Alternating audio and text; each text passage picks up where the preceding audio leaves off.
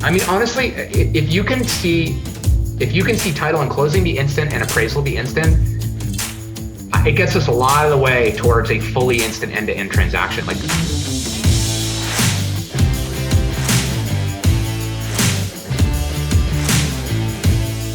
how do most agents who don't have access to the secrets that the top agents in our industry hoard to themselves grow and prosper in today's real estate environment? That's the question. And this video podcast is the answer. I'm Pat Hyben, and welcome to Real Estate Rockstars. Rockstar Nation, this is Aaron Muchastegui coming back for another episode of Real Estate Rockstars. Now, I need to tell you guys, I am super pumped about today's interview. We have all been living in this COVID world for like 2.5 months now, and we have seen the world innovate like 10 years in like 2.5 months, right? Everybody knows how to do Zoom now. There are so many changes happening. So like notaries in Mississippi now you can do through webcams instead. Notaries in Texas you can do through webcams instead. So the world is starting to innovate, and the guy that I've got on here today, Max Simkoff from Estate Title, he is totally revolutionizing the way that title is done. And he's got some exciting things to share today. You know, and from my background, kind of buying foreclosures and things like that, title has been such an interesting part of that. So I can't wait to hear how Max got here and what he's doing out there. So Max, thanks for joining me. yeah, thanks for having me. So Max, you are out in San Francisco. We got to talk a little bit before we came on, but you are living in the heart of the ghost town right now. So are people still doing business out there? Do you see people outside? So in Texas right now, there's a lot more people starting to walk around on the streets. Have people started to walk around a little bit more, or is everybody pretty much staying inside? Yeah, no, I mean, people are out. In fact, people are literally walking in the streets, right? There's because there's like very little traffic. It's funny. San Francisco is an interesting town. The neighborhood I live in is called Noe Valley. It's in the city. Generally, more families. And during the week, in normal times, it's more of a ghost town, right? Everyone's at work. People work hard here. And so what's been odd, actually, in the last few weeks is like you do see people out, like they're sitting on their steps, talking to their neighbors, walking with their kids. It's kind of eerie because like that's, ideally that's what the rest of the country has looked like usually. And in San Francisco, it now means that people aren't working all the time and they're able to take a breath. Man, that has to be bizarre. I've seen some friends of mine from Sacramento have driven down and done some like day trips, just driving through the city to take pictures, because San Francisco is one of my favorite cities ever. Growing up in Southern Oregon, that would be the big city we would go travel to. So pretty, so beautiful. But like last year, I remember going to a big conference out in San Francisco, and I missed my turn into the parking lot of the hotel, and it took me an hour to make it around those 4 blocks just to make the right turn in. Like when traffic is crazy there, it is crazy. So I have to imagine, just as you see that, you're like, whoa, such a different world. Yeah, no, I've still been going into my office once a week for various reasons. Title's considered an essential service. The commute is probably 3 miles total. And in normal times in traffic, it would take me between 40 and 50 minutes to drive there. And yesterday, I think I hit every stoplight perfect. There wasn't a single car in the street. It took me like 8 or 9 minutes. So bizarre. It's like such a different, that'll be the one thing people don't miss when it comes back is the traffic. Yeah. And plenty of people will just escape working from home or something. But what a strange time. I try to tell people when we can get through like the emotional up and downs of what's going on, and we just realize like, hey, we are like, I'm a history buff. I love history.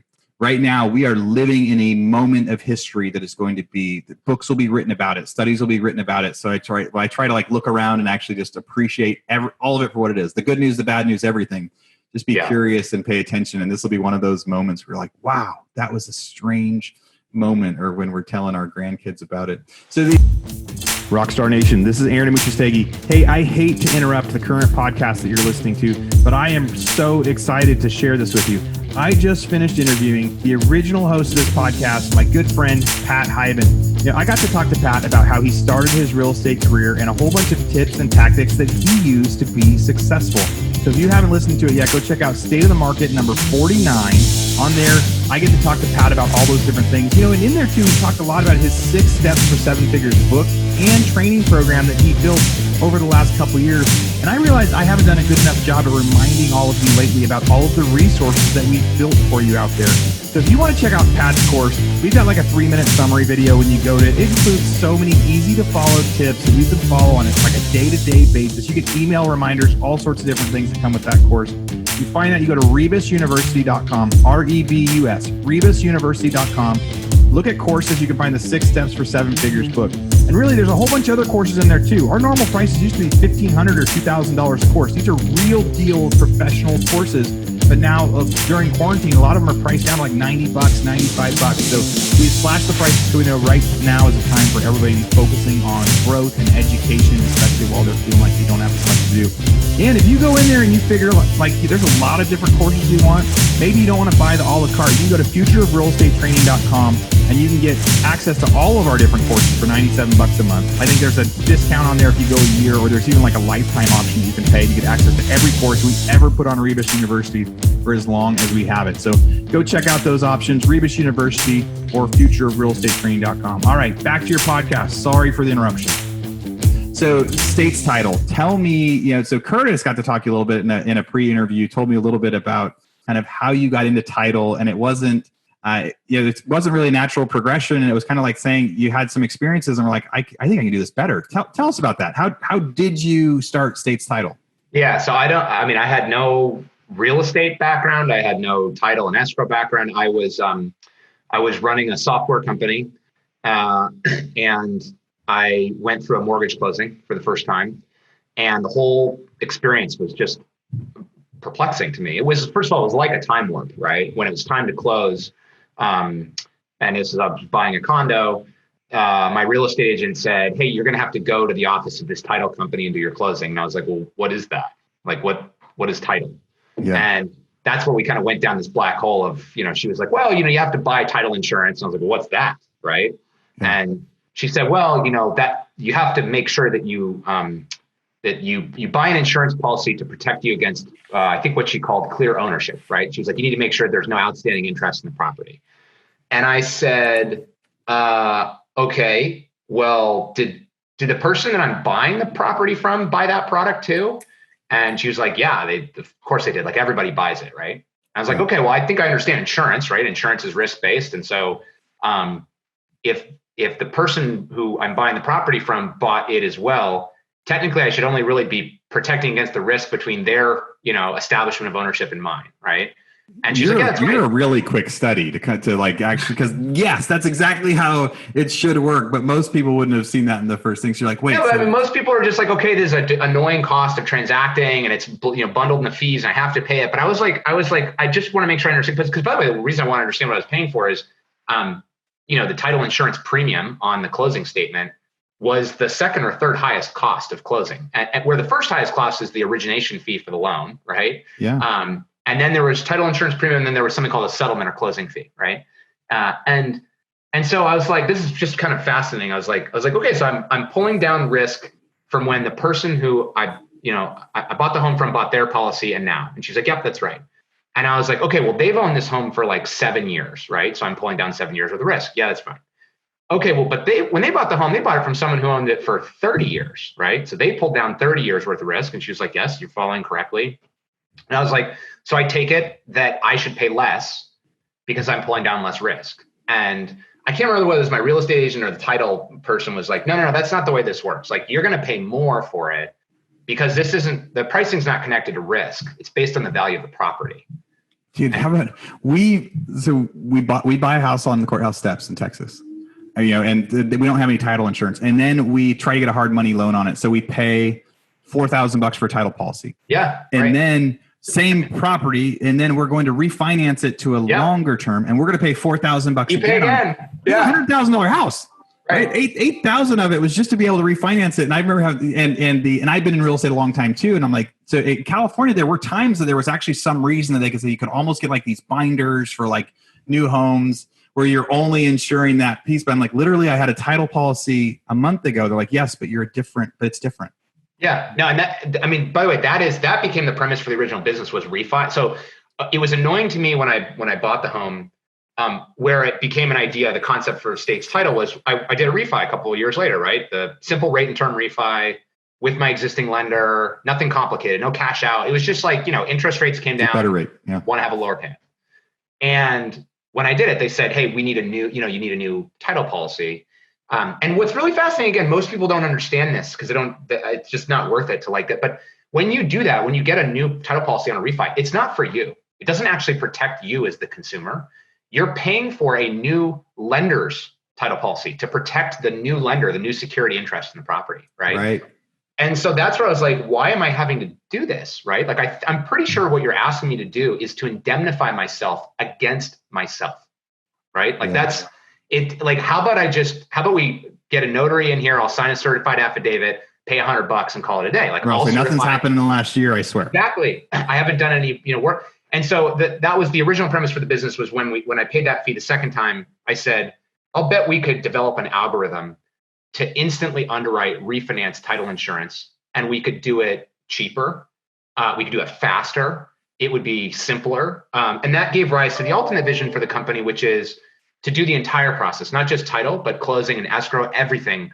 Our vision for the business and what we've started building so far is to be able to do the closing instantly, right? You click a button, the title insurance is underwritten, the earnest money's funded, the disbursements are made, the recording taxes are paid, you trace your signature with your finger, everything happens, super simple, and it's better, cheaper, faster, right? That's the general premise. Yeah. So that assumes that when they bought it, the person that gave the title insurance did it right.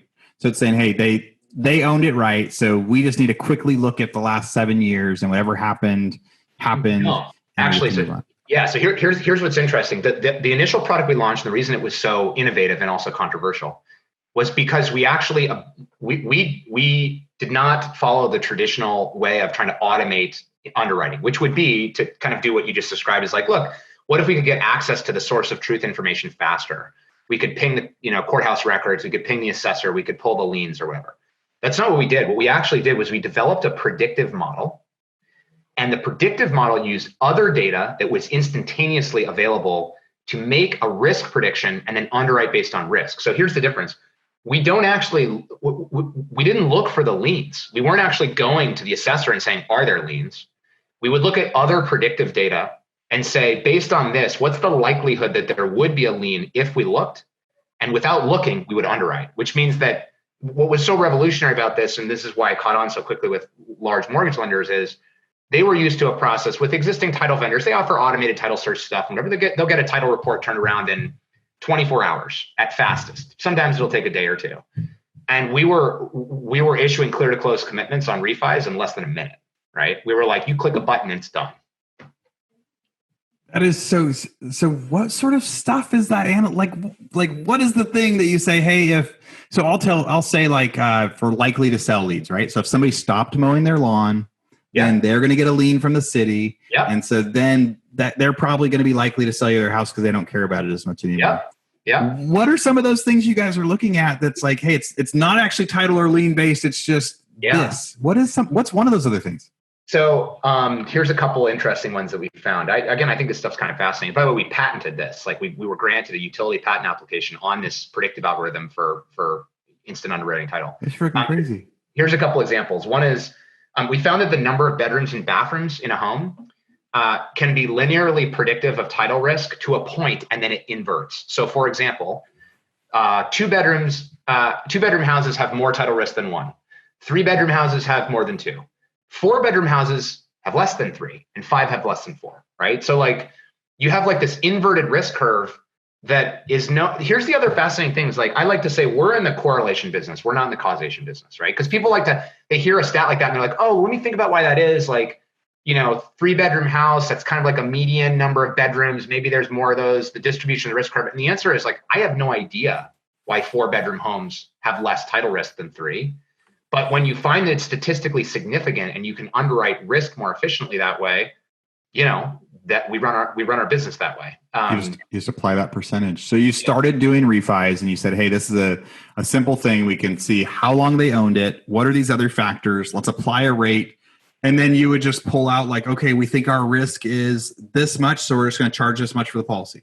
Yeah. So in a perfect world, you would be able to do risk-based pricing. Unfortunately, the way the title insurance works is, and a lot of this is wrapped up in regulation, but you have to charge a flat fee no matter what. And so what we did is we just picked a low flat fee, and then we have a bifurcated decision. We either instant underwrite and take all the risk onto our balance sheet as an insurance carrier, or if it trips the risk threshold high enough, we just send it down the old school manual underwriting path.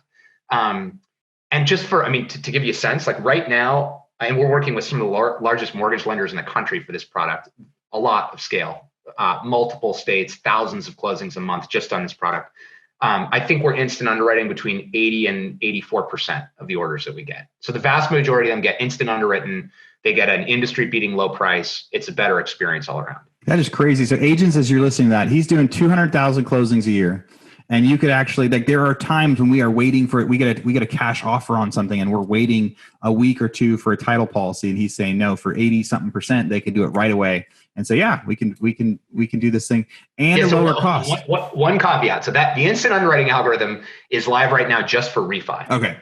Refis, but it's coming soon for resale.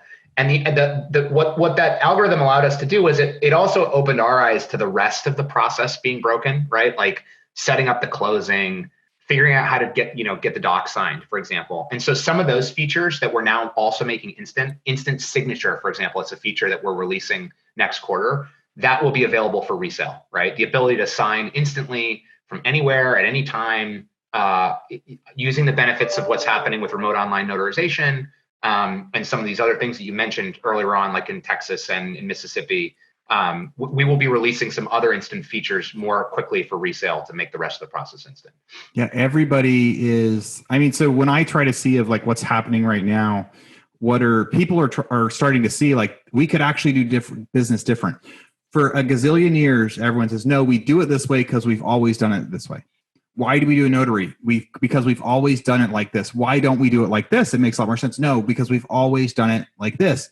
And then COVID says, all bets are off. Everybody needs to change everything. And my favorite restaurant now, that's a sit-down restaurant, now has their own drive-through experience with cones outside, and they've got a giant menu out front. Now, when cars are parking in the parking lot again, they're not going to be able to have that. So everybody's innovating, and so now all bets are off. So now is the best time to get to innovate and renew new products. So when you're saying, hey, so some states have been okay with this, you're saying as a title company, you're gonna allow a different form of notarization, your instant signing thing, and so you have to convince the lender to do it, or the lender just says, hey, if you're backing this thing, then you can go ahead and offer that signing. So it was, and it's crazy how fast this happened. 2 months ago, you would have had to convince the lender to do it.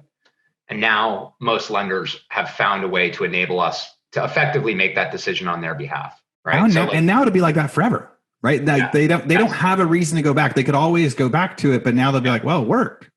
It worked during that. Why do we have to go back to the archaic system? Yeah, and it's not. I mean, what's fascinating is again, just a few months ago, the world was more like, if you're a really leading edge lender or a real estate agent for that matter, and you want to be using things like DocuSign for opening docs and like remote online notarization for closing, you were pushing the envelope, you were rolling out proof of concept, but it was like 2% of transactions, and the perceived benefits were far outweighed by just waiting if you were a fast follower.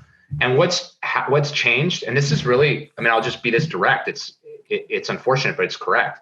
If you don't roll these things out now, you're not going to survive, right? You will not be a going concern as a mortgage lender in 12 months if you do not have a fully remote end-to-end digital closing option, because borrowers are getting more and more. Look, here's the reality that they've had to face. The same borrowers who want an instant end-to-end digital close are the same people who are used to getting any television show on demand at any point in time, on any device, no matter when they want it. They're the same people who are used to getting food delivered to their house anytime they want it. They're the same people who are signing up for Instacart, or with Amazon now, they're getting groceries delivered in 2 hours or less. These are the same people who, when they're feeling sick right now, aren't going into hospitals.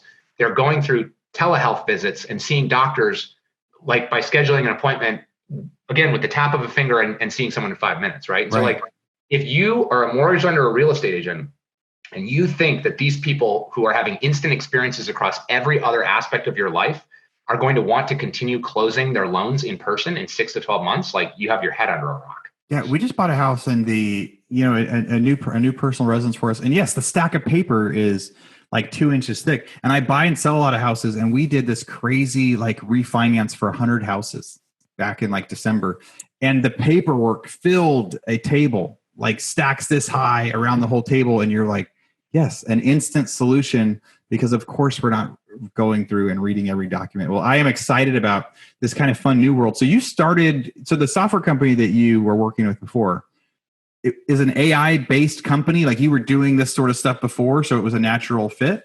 It was my first company was a predictive analytics business for basically we created a software program for large what we call hourly employers, companies who have lots of hourly employees doing entry-level customer service, retail sales, fast casual dining, companies who hired tens, in some cases, hundreds of thousands of people a year for these jobs. They used our software to predict which job applicants would perform a certain way and how long they'd stay before they were hired. They basically ran our algorithm on every job application. And it was quite successful. We scaled the business nicely and I sold it to a publicly traded company. And what was fascinating about that experience is relevant to this one is like, we had far less data in that business to predict off of. And we were still able to predict, logical outcomes. Rockstar Nation, this is Aaron Amuchastegui. Hey, I hate to interrupt the current podcast that you're listening to, but I am so excited to share this with you. I just finished interviewing the original host of this podcast, my good friend, Pat Hyven. I got to talk to Pat about how he started his real estate career and a whole bunch of tips and tactics that he used to be successful. So if you haven't listened to it yet, go check out State of the Market number 49. On there, I get to talk to Pat about all those different things. And in there too, he talked a lot about his 6 Steps for 7 Figures book and training program that he built over the last couple of years. And I realized I haven't done a good enough job of reminding all of you lately about all of the resources that we've built for you out there. So if you want to check out Pat's course, we've got like a 3-minute summary video when you go to it. It includes so many easy to follow tips that you can follow on it like a day-to-day basis. You get email reminders, all sorts of different things that come with that course. You find that, you go to rebusuniversity.com, R-E-B-U-S, rebusuniversity.com. Look at courses. You can find the 6 Steps for 7 Figures book. And really, there's a whole bunch of other courses in there too. Our normal prices used to be $1,500 or $2,000 a course. These are real deal professional courses. But now, during quarantine, a lot of them are priced down to like $90, $95. So we slashed the prices so we know right now is the time for everybody to be focusing on growth and education, especially while they're feeling like they don't have as much to do. And if you go in there and you figure like there's a lot of different courses you want, maybe you don't want to buy the a la carte. You can go to futureofrealestatetraining.com and you can get access to all of our different courses for $97 a month. I think there's a discount on there if you go a year, or there's even like a lifetime option you can pay to get access to every course we've ever put on Rebus University for as long as we have it. So go check out those options, Rebus University or futureofrealestatetraining.com. All right, back to your podcast. Sorry for the interruption. In the real estate market, there's a massive amount of data, right? So it was almost like my experience in building that business, as I was going through a mortgage closing, as I was saying, hey, this is broken. And then as I looked at the data landscape for real estate, I was like, wow, there's like 100 times the data in the real estate world. Here's a broken process that nobody likes. And if we could use the data that's available to have something way more accurate, that would just be, it would be such a better solution. Yeah. What a different time. And you're right. AI is a fascinating thing. And there's so much stuff that the data can generate, but everybody says it's based on what data can be put in there. Right. So I drive my Tesla drives itself. Every week I'm like, hey, they need to unlock it some more because it is learning fast, but that's their concept, right? Every time they're like, no, we have to roll out this feature. So then we're going to collect a lot more data. And every time they collect data and you're right, real estate, probably more than any other industry, there is just more data out there than anything else, even for comps and things like that. Do you think, so there's companies out there that use AI like Zillow for their Zestimate and Redfin, Realtor.com. Yeah. Do you guys have any interest in that space, using your skills and trying to do pricing, or is title going to be your big focus? Yeah, I mean, look, we're already using a lot of that for, so like I'll give you an example. Another feature that we've recently taken live is something called automated fee reconciliation. Calculating fees correctly for a closing is a huge area of effort and friction. So real estate agents, lenders typically rely on the title company to do the first calculation of fees, right? Everything from obviously the insurance and escrow fees, but also the transfer taxes, prorated interest on paying off loans and everything. Like, the title company basically creates the good faith estimate. And then what happens is there's all this activity that happens for 30 or 45 days as the closing is getting lined up, and a bunch of fees change. The lender decides that they're going to offer a better interest rate to the borrower. The buyer and seller decide on a new closing date, right? The real estate agent decides they want to split their commission a different way. A bunch of things change. And then there's this mad dash at the closing where you finally get the final closing disclosure, and you're trying to reconcile everything. And so the title company is usually frantically trying to get this, what's called the CD. It's usually in a standardized format from the lender, but they're literally looking at a PDF document, and they're trying to go and correct fees, do research, find out why the HOA hasn't been paid off, all this other stuff. And so we developed, again, another algorithm, and this starts to get into the realm of AI, which is what we do is we've trained a machine to read that CD. So this is back to this idea of what data is available. A lot of title companies, I think, miss the boat on saying, well, yeah, there's all this data, structured data, right? How can I get the fees sent to me in a field? What we do is we take that PDF, just like the lender sends it to us, and we've trained a machine to read it through what's called optical character recognition. So it scans the document, it pulls out all the characters, and then we've developed a language library for CDs, for closing disclosures, through something called natural language processing. And it understands the fees that are on there, and it understands nuances by lender. One lender calls the homeowner's insurance homeowner's fee. Another one calls it insurance premium. Another one calls it homeowner's premium. Our natural language processor knows that all those things mean the same thing. So it reads it, scrapes the stuff out, understands the syntax, puts it in the system, reconciles the differences, sends a response back to the lender with the correct information. This all happens within a fraction of a second, right? In the old world, we got the CD, the title person looked at it, they researched the discrepancies. It would take hours, right? And so this idea of the machine getting smarter, by the way, the first time we released this algorithm, it was correct about 30% of the time. Correct meaning it got the fees read correctly, it understood what they meant, put them in, reconciled them. Now it's correct 98% of the time, right? It's getting smarter and smarter. It's learning on the documents. So this area of AI, I think, is very, very important to us, and we've already started to incorporate it into several aspects of our solution. Yeah, getting to see, and all of that change. So what do you think are some of the other innovations people are going to see in real estate? So I was going to ask you about notaries, but you guys are already a step ahead on that, and it's title. And you started with just refis, but now in 40 states, we've got so many real estate agents that listen here. They could go find a state's title for retail in how many states? Yeah, our retail brand is called North American Title Company. We're active in 17 states, and including most of the major so California is a big market for us, all the major metros. Texas is a big market, most of the major metros. Illinois, Florida, New Jersey, Indiana, Nevada. We're pretty heavy resale in our retail business unit. Other areas that we think you're going to see a lot of really interesting movement quickly, application of predictive analytics and artificial intelligence. One of the biggest ones is appraisal. Sorely overdue for innovation here. Certainly it's helped in the last few years with these things called appraisal waivers. The GSEs, Fannie and Freddie, have allowed for certain loans that meet certain parameters to qualify for a waiver of an appraisal. But I think what you're going to see happening, just by virtue of the fact that the licensed appraiser population is aging out, you're not seeing enough people replacing them. It's a hard profession to get new people to enter for a number of reasons. So those folks are aging out. It's an in-person interaction that's become much more precarious in the COVID-19 world. And so I think what you're going to see is a lot more loosening of regulation and a lot more innovation around using data in much the same way that we're doing for title and escrow to do appraisals completely automated and make that completely instant. That's a big one. Trying to think what else other than, honestly, if you can see title and closing be instant and appraisal be instant, it gets us a lot of the way towards a fully instant end-to-end transaction.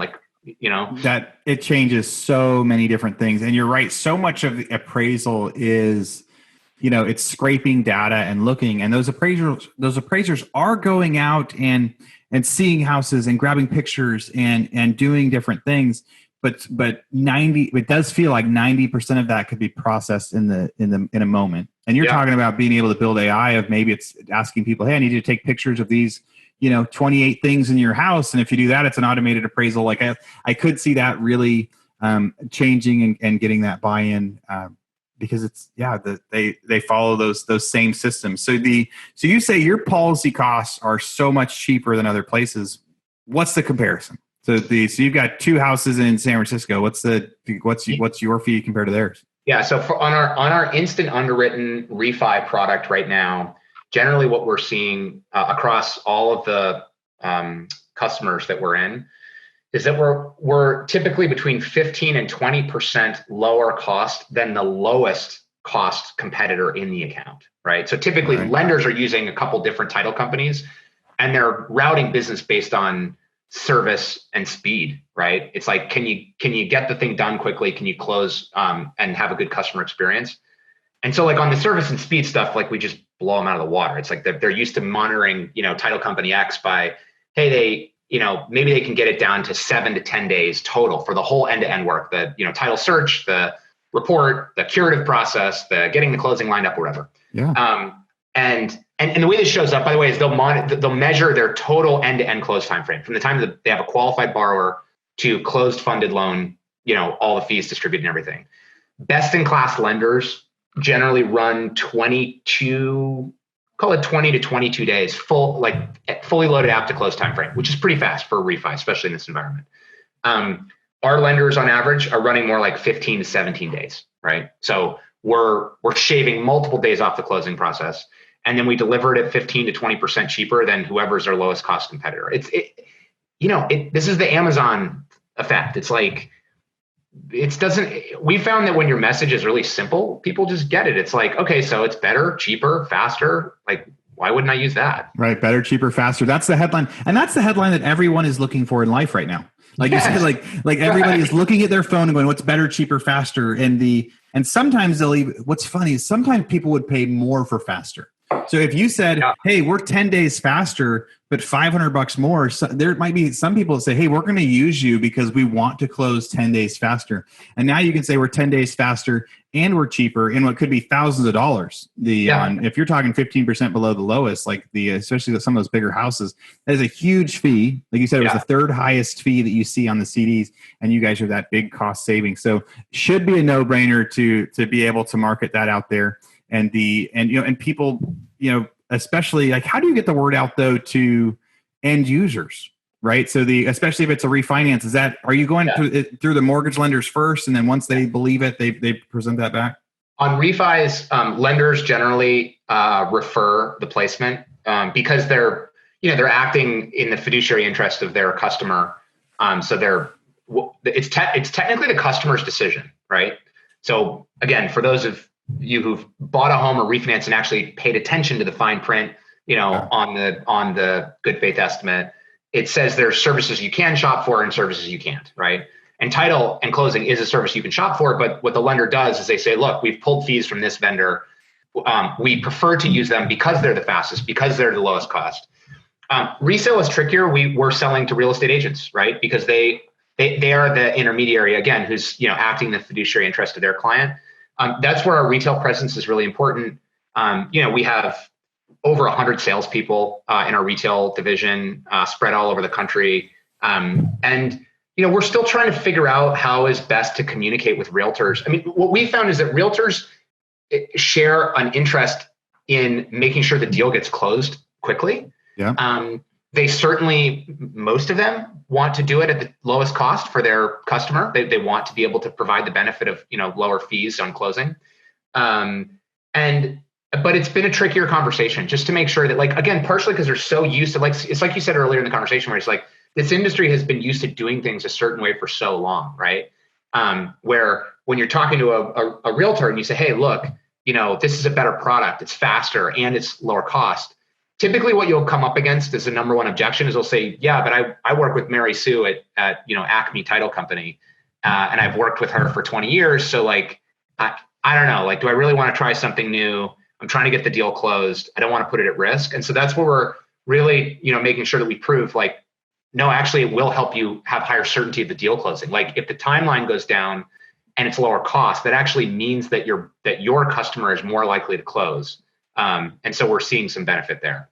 Yeah. So that's the big barrier is almost like the too good to be true. They're like, okay, you're saying it's better. You're saying it's faster. You're saying it's cheaper, but I still want to risk it, because I know this is going to work and I can't, and I don't really think you're going to get all three. I think you're going to have to change your pitch, just be one of those things, right? Yeah. Say, hey, we're faster. Is that good enough? Later they'll find out it's all three, but if you say all three, they're going to get pretty skeptical. Yeah. So sounds like you're pretty excited about title and everything else that's out there.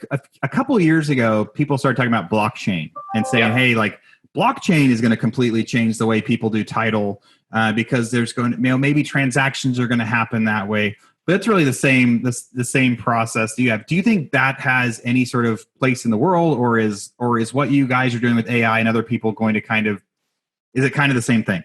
No, it's different. And I agree that blockchain is likely the ultimate destination for title and closing.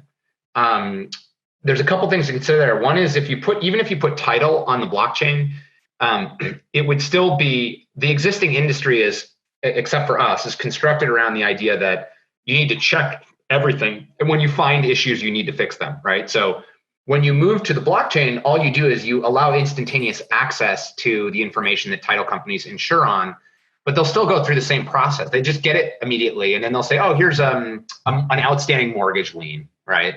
Is that real or not, right? They have to go and do the research. It is kind of archaic, though, because the stuff is in so many different places. When we were doing the purchase on our house, they were like, hey, but tell us about this personal mortgage that you did last year in July in San Antonio. And I was like, I didn't. But we also buy and sell a lot of rentals. And so we've got hundreds with our company, but I go to research it and it was somebody with the same last name, but completely unrelated to me. No same initials, same last name only. But the title company was flagging that like, hey, there's this other house that you have that we think you're lying about. So will you tell us about that? And it is strange. There should be one place that says, hey, there's for this house, here's the thing, like some sort of a formal, but that's what you guys are going to, although that transition to get everybody on board, part of that hinges on the trust that the last title company did their job right. Yeah. And the challenge also that ultimately most of the system of record that's being accessed and needs to be documented, because, blockchain is read write, right? Like you got to pull from blockchain, and then you got to put it back in. And where the read write, single system of record sits today is at county recorders offices. Mm-hmm. Last I checked, I think there's 2,200, counties that have a county recorder's office recording mortgages. Yeah. You're gonna have to convince 250 something in Texas. Exactly. And you got to convince every one of them to move to the blockchain. Look, don't get me wrong. I think it's going to happen. When it happens, I think by the time it happens, our method of underwriting and using predictive analytics as the layer on top will be the accepted standard, and we would be thrilled to be able to. You're going to get to the point where you've got a lender partnership where they say, yeah, and the slowest part of that process is going to be somebody's credit report coming back. Mm-hmm. And the credit report's going to come back in 2 days. You got it. All right, we got our credit report back. This is what we know, and you guys are going to be able to click the button, and it's going to go, here's the value, here's the title. Let's get that refi done. And then as that comes to retail, that gets even more exciting. I could see that being a little bit riskier than refis, of course. But you get to grow that. So as you're super pumped up about growing this thing, what is the next level for your title companies? You did 200,000 last year. Just more states, more products, easy click everywhere. Yeah, look, honestly, our big focus this year is we're putting a massive investment into the next set of features on our technology platform that will make the rest of the escrow and closing instant. Just to put it in perspective, like a year ago, we probably had 15 engineers and data scientists in the company, and today we have probably close to 100. We've been on a hiring spree for some of the best technical talent in the world, PhDs in astrophysics, right? Like some of the leading data scientists and engineers to build out the rest of that technology. So this is going to be an investment year for us. We're very fortunate in that the company is very well capitalized going into the current market situation. We have, Lennar, who's the largest home builder in the country, is one of our largest investors.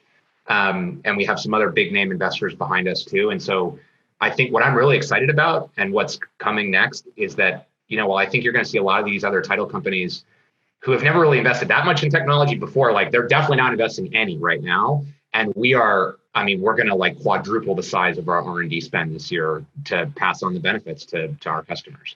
Real Estate Rockstar listeners, you guys know that we almost exclusively only interview real estate agents. It takes something big to have somebody come on here that isn't a real estate agent. But when I saw some of the stuff that Max was doing, I thought for sure you guys needed to get to hear it. Because right now we're in this time of innovation. And when he says that part, they've got 100, programmers and software guys trying to build out. That is not a title company style.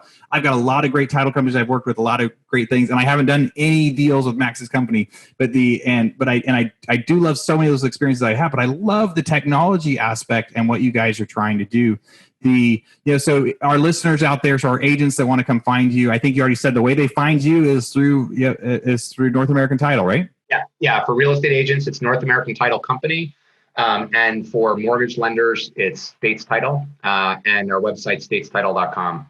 That is awesome. So both places for people to come find you, Max. Any last things that you were hoping we were going to get to tell everybody out there? I mean, at the beginning, I think we said that your big mission was for people to know that there is other ways out there. You don't have to do it the way you've always done it. There are some other options. You might save time and money. Anything else?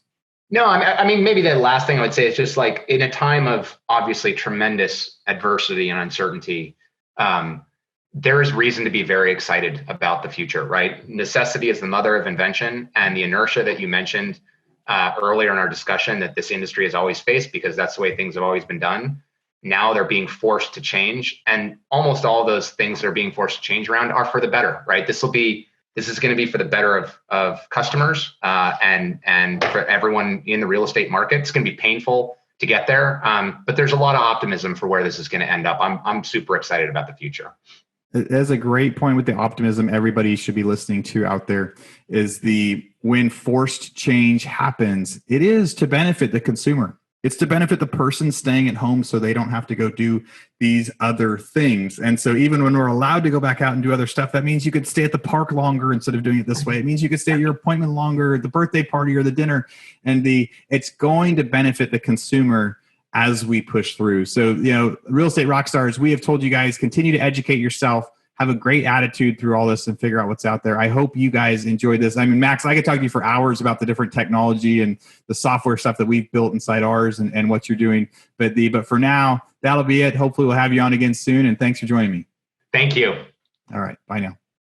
Rockstar Nation, thank you for listening to Real Estate Rockstars. Listen, I need a favor. If you find this free content helpful, if you find our downloadable items from each guest helpful, please, I need you to pull out your pointing finger. Yes, the one finger that points at people, and hit subscribe. Yes, subscribe. The more subscribers we get, the better we look in the ratings, and the easier it is to get guests like Robert Kiyosaki, Barbara Corcoran, all the players that are on $1 million listing in the different cities. All that stuff makes it easier the more subscribers we get, so please subscribe. And listen, there's a lot of places you can leave comments. There's a lot of places you can like. We're on Facebook. We have an Instagram page. Instagram page is I am Pat Hyben. The Facebook is Real Estate Rockstars Radio. Feel free to leave us comments there.